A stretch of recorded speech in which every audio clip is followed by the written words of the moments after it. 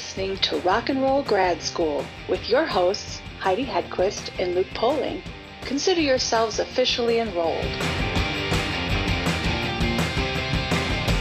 Hello, kiddies. Come around to our way of thinking. Right? Yeah. Yeah. You and Fidel Castro in the sand. I know. I wasn't ready. Sorry. Did I throw you? You did. I was still thinking of our earlier conversation. I'm sorry. You don't want your freedom? Perhaps I'll be a woman soon. Yes, exactly. You don't want your freedom? You do want your freedom. I definitely want to play around. Yes. So we have, I feel like our good friends, Nash and King from Urge Overkill. Yes. They have a new record called We, and they have a cover that we all get into. And I feel like it sounds like they didn't really make all the connections that we made for them when talking about the record, at least the cover. No. But they were appreciative of it.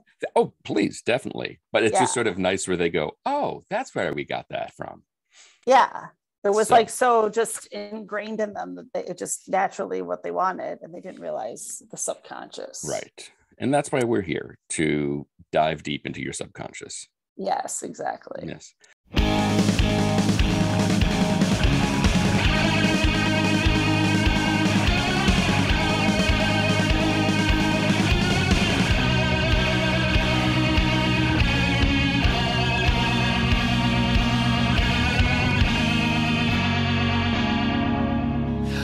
At this point right now, today, what are you guys both more sick of?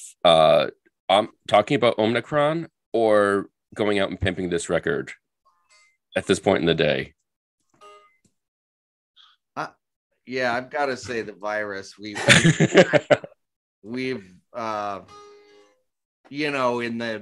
in the old days before, we're used to being corralled in a hotel room for 12 hours. Sometimes you would go to a country and then you would, after going out for all night with the label to show you how great their country was, they party, you have to get up and go to some nice hotel and talk to actual journalists face to face. And that was always a challenge where, I don't know why they didn't do it the opposite way, where maybe party after, but they always did it that way. But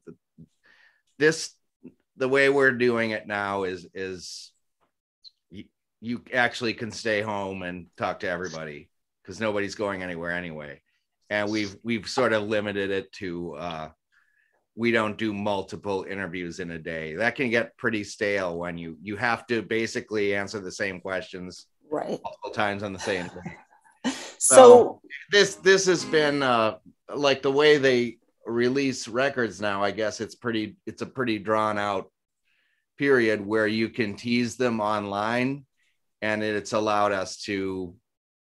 We've been doing interviews on and off for about a month, and it used to be like, you'd be in a hotel room and it's all in one day, and it's really not ideal. So that's a nice word for it. Technology has afforded us, I think, a more pleasant way of doing it. Everybody is sick about talking about the virus, that's for sure. So which country showed you the best time? Spain. I was gonna say Spain. Nash just said Spain. That's true. What was it about Spain? Now I'm intrigued. The mutual agreement. I guess we don't know. It's this crazy love affair just sort of developed between España and Urge Overkill, and the paella, the discotheque, the tapas, yeah, the bulls, the party favors. Bulls. I mean, Bulls on the cover of the new album. You made it right there. Actually, that was inspired by a recent trip to Lyon, Spain. They've got they've got a huge Vitoria Gasteiz. They've got a famous part of the Basque country, and there's a huge they have a huge outdoor concert there every year. But there's a part of Spain which is in the Basque country. You're instructed, first of all, to never go on stage and say, hello Spain.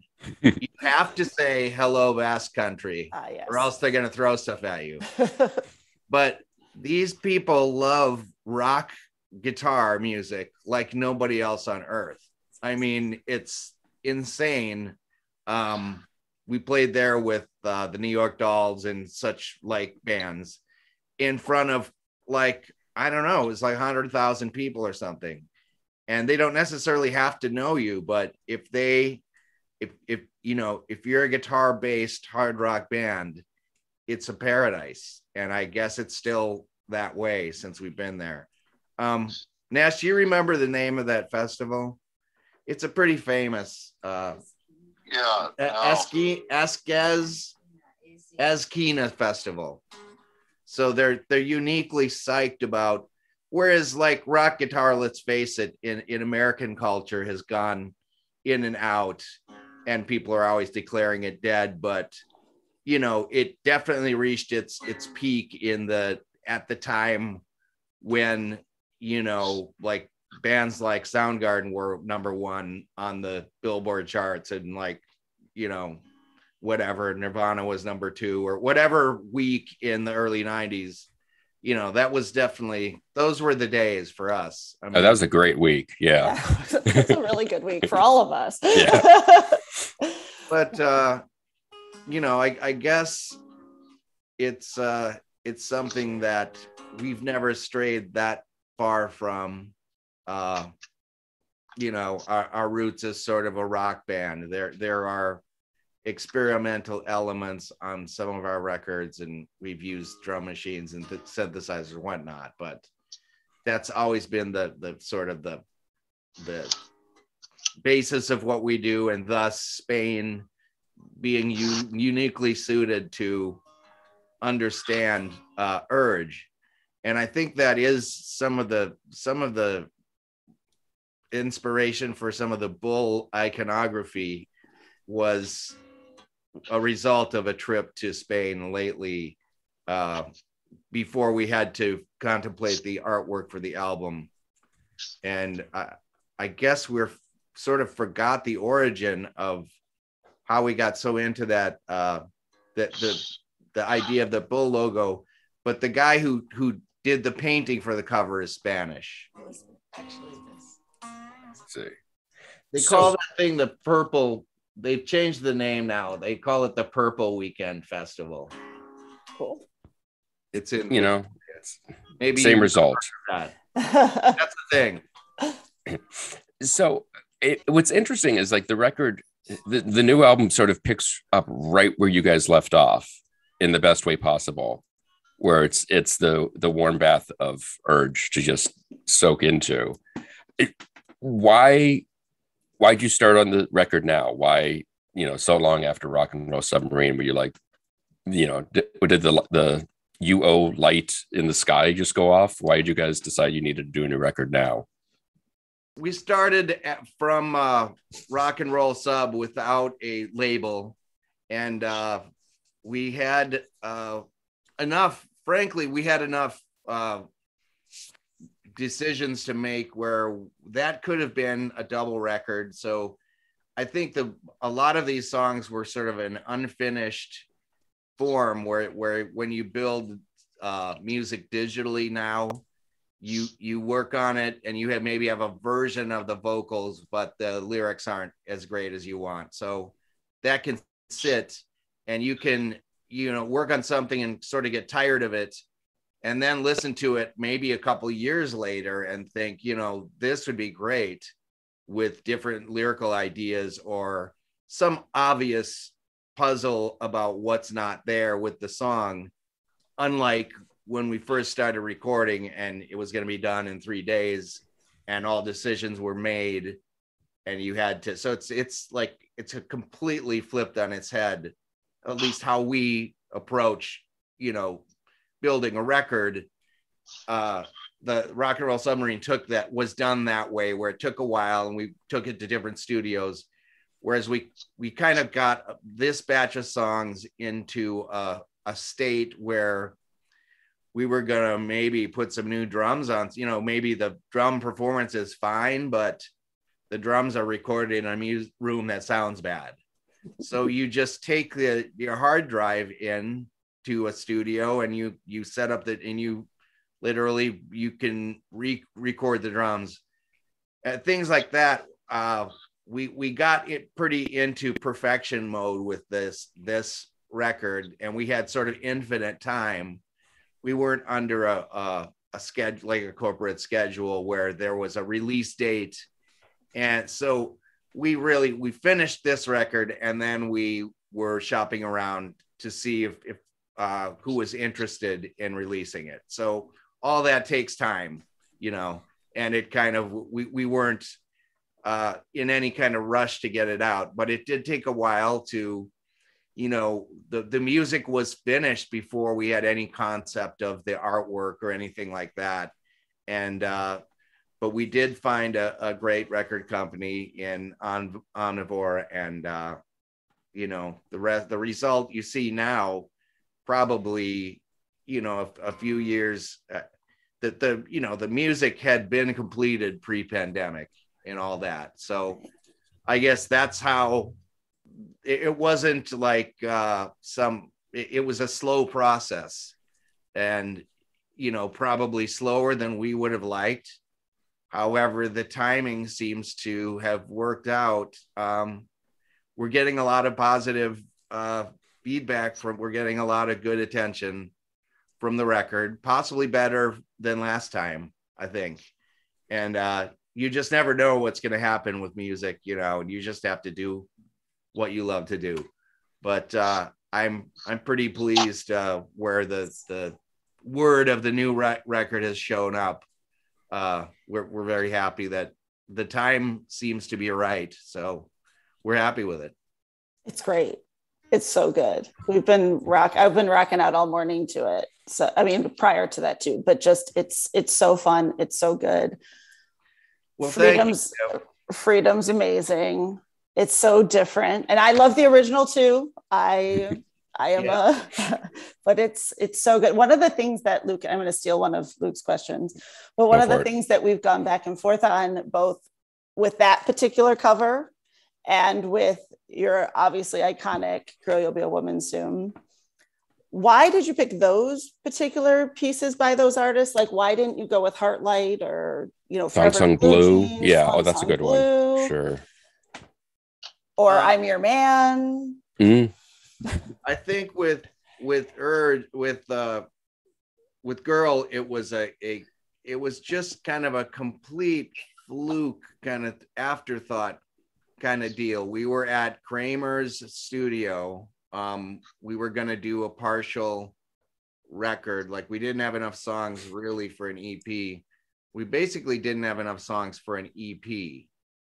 And I think there's a release, the original record called Velvet Gloves and Spit, that has Neil's Girl on it, had been picked up and had been in heavy rotation at the apartment.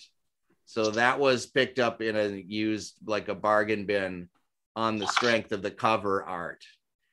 And we were at Kramer's, frankly, so high that, we didn't know what to do. We had finished everything that we had written, and it was a song that was easy to remember and kind of a thing we just wanted to unseriously take a stab at. And once we got going with it, with the sort of weird beat, and we started working on it just because it was easy to play and easy to, songs that are that simple, you've really got to be a master to write something that can be remembered. Music and lyrics can sort of stick in your mind without ever having an attempt. None of us had the lyrics. We didn't have an access to the record. This was just a song that was playing on the stereo last week, and we sort of needed to record something. So actually, we have to give credit to Kramer himself, who sort of, this song perked him up out of the, bong smoke haze. And he's like, you guys really have something here. He's like, this is your hit. Or like, you're high, And he's like, yeah, this is your hit. Let's, then we had this toy piano and we started having fun with it. And he got on the piano and added some stuff. And I think it was Kramer himself, the producer, legendary bong man. Some of you may or may not remember, but his touring band, Bongwater, was a band that we played with. We had a glorious night with them once in Montreal, and we got to know them. And at the time, he had a recording studio in New Jersey, right across from, I forget what the suburb in the hills over there is called. Nash, do you recall? I think it was in Orange, New Jersey. And anyway, he had bought this like mansion. I don't know what he was doing, but he had bought this mansion from somebody. It was somebody like Stevie Wonder or some kind of soul person who had put a state-of-the-art studio, but it was still like a 70s studio. So it had an ancient plate reverb. And if you hear the Stull record, we hadn't used a lot of reverb on our recordings, and we weren't really, a reverb forward band, but we ended up in his studio that had this immaculate plate reverb. And of course we put it on everything on the record. One of the tricks that I subsequently learned is that a lot of people, like Led Zeppelin, for instance, put all their drum tracks through this plate reverb stuff slightly. And that's part of the magic of that song, is that the recording may have been contemporary, but the reverb style would have been very much a 60s and 70s type of. It was after the period where they actually put reverb. They use a room and they put a speaker. You pump the music into the room, and you take a microphone and you record the actual sound of the room. This is an artificial type of plate that they, now they imitate it with computers, but that's one of the hallmarks of that recording. And, so the girl thing that's the story of how that was recorded, as opposed to any other Neil, it's safe to say we were in a Neil Diamond phase at the time. Isn't everyone always? Constant, but yeah. And as for the new one, our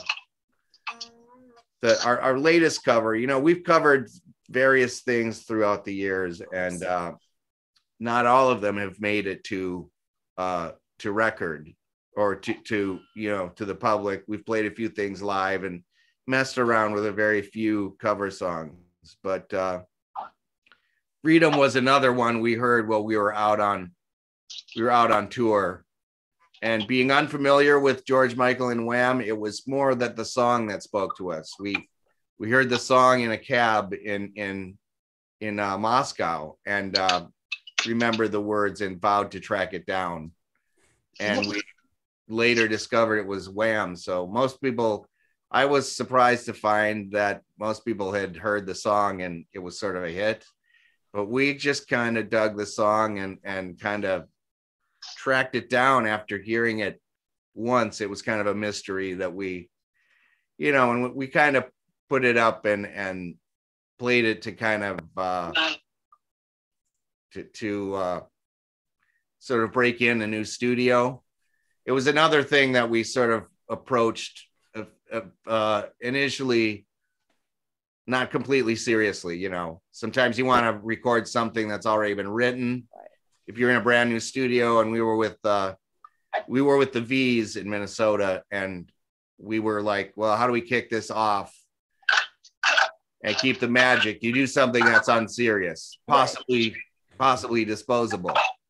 And what's so cool about it is it's not at all like your version of it. It changes the entire feel of the lyrics. Like it's more, and again, I love George Michael. I love Andrew Ridgeley.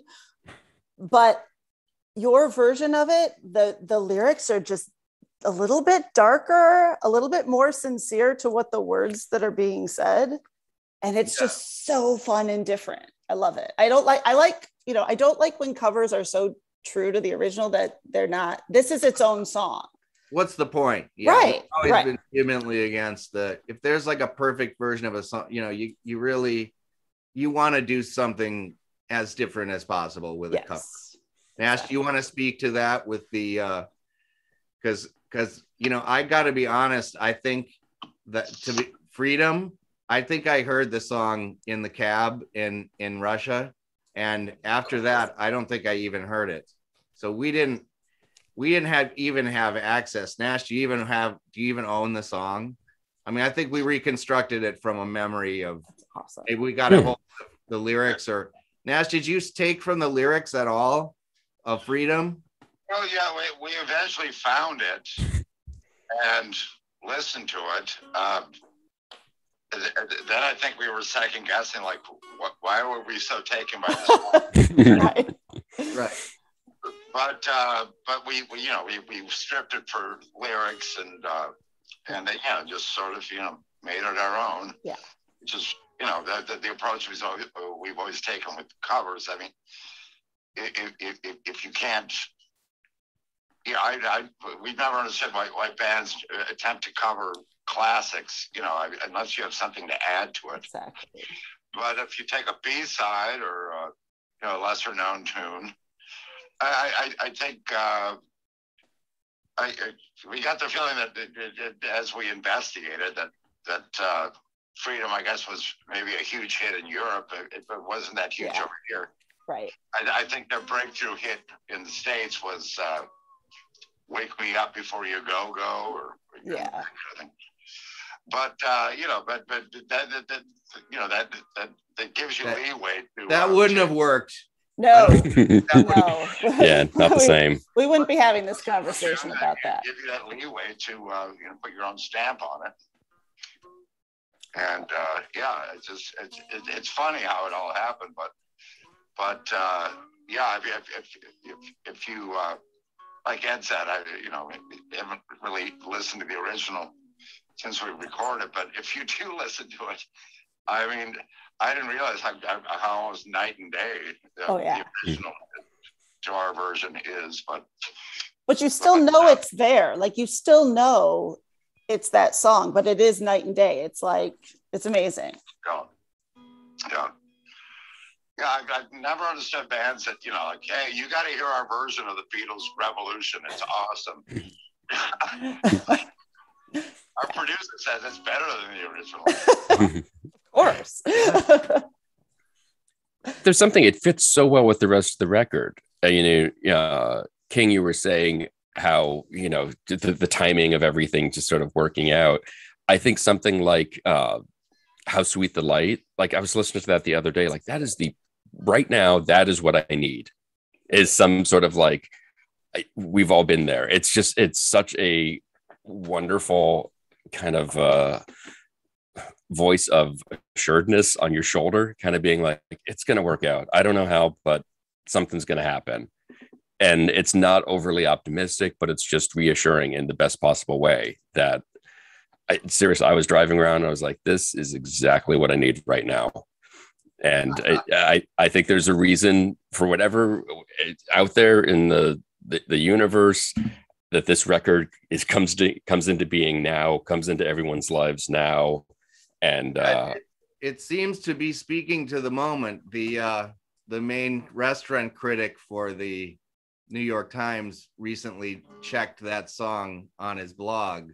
I don't know how he got a hold of it, but he's like, when you're making poached eggs with your New Year's hangover, listen to this song. I gotta say, the guy's got good taste. Yes, that goes on the cover of the album. Put that on the sticker. Right. So yeah, speaking to the moment, and that's, sure, the some of these songs are literally from the vault, as you would say, but seems like now's the time. I'm glad they didn't come out on, D-Day of the virus. And I think we're coming out of this. That's been said before, but really, I think where we are today is got to be the last of the major spikes in this disease.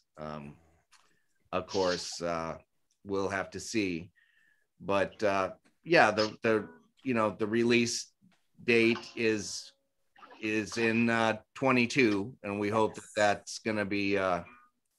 We hope the Roaring 20s are going to be the rule of the day. Yes, all flappers and bathtub gin from here on out. Out and about like never before. Yes. I'm assuming. I know I will be.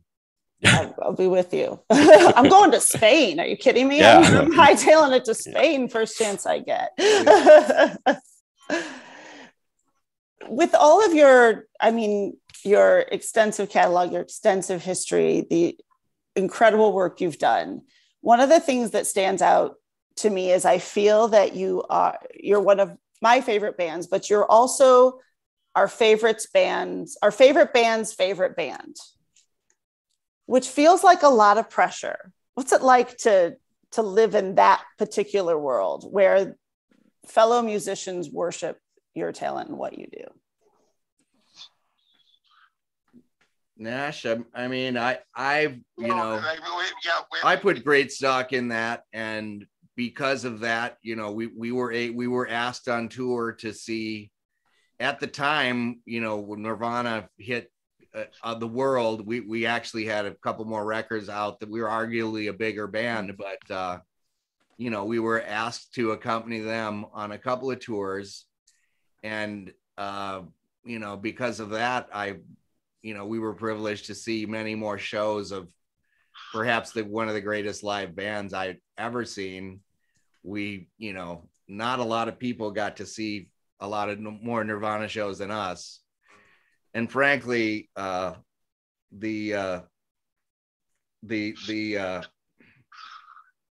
other band from Seattle, Pearl Jam, are no slouches either, who also asked us out. And they turned me around too. I was not a believer, but seeing those guys rock when they were like the biggest band in the world, they really did deliver. So we saw them thoroughly entertain stadium after stadium and destroy party tray after party tray.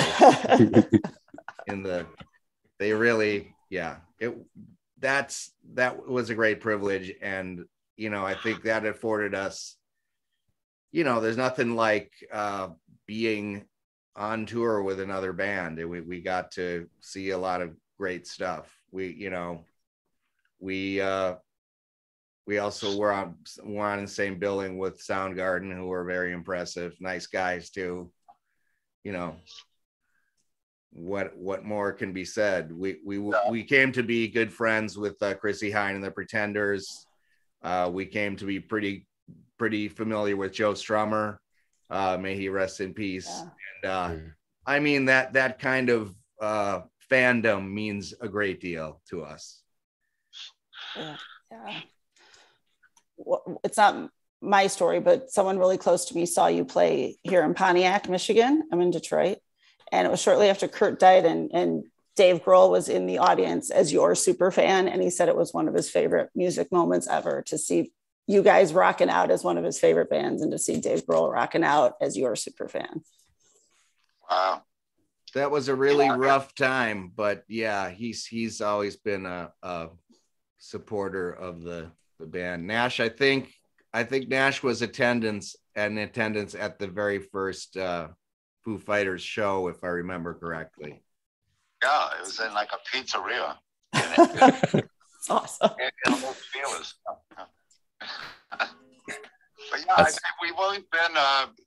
I guess we've always been more of a band's band than a fan band. I mean, we have fans, but we always had the respect of other bands, successful bands, and which is a greater compliment. More fans, or just the accolades from all the current huge bands. we accepted it graciously, but I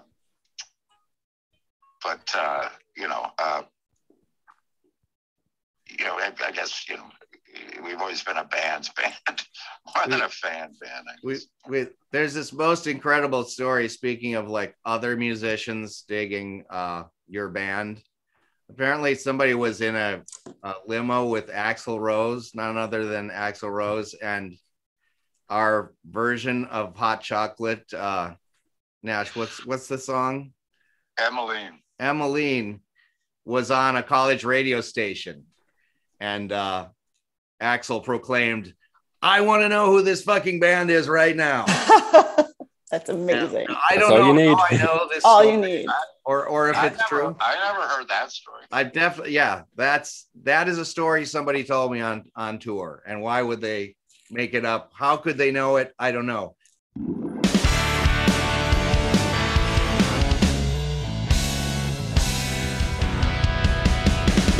Every day it's a different story. People saying how you're no good for me. I heard you get around and they're making a fool of you the way they do. We, the new album from Urge Overkill, is available from Omnivore Recordings February 11th. Available on record, CD, and digital. For more information, check out their website, urgeoverkill.com. You can check us out on all the various socials. Be sure to visit our website at rockandrollgradschool.com, and don't forget to leave us a review. Today's show is produced by myself and Heidi Hedquist. Our reluctant producers are John Sauvé and Sandy Stone. Our willing producers are Rachel Allen and Randy Jeanette.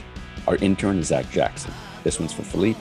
Thank you, good night, and may all your favorite bands stay together.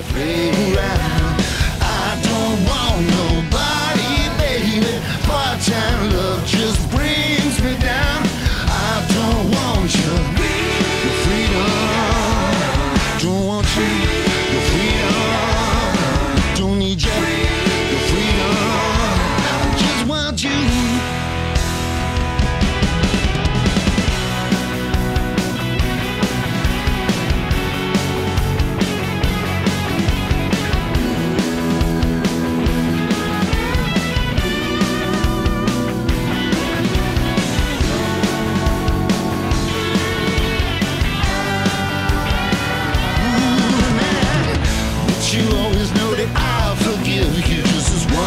Twice forever. Surely you could drag me to hell and back just as long as we're together. But you do.